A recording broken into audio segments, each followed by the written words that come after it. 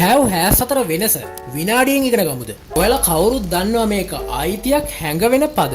මේ have භාවිතය පුළුවන් I, you, we, they වගේ බහුවචන පද සමග. I have a car, we have a new bike, you have a dog, they have a lorry.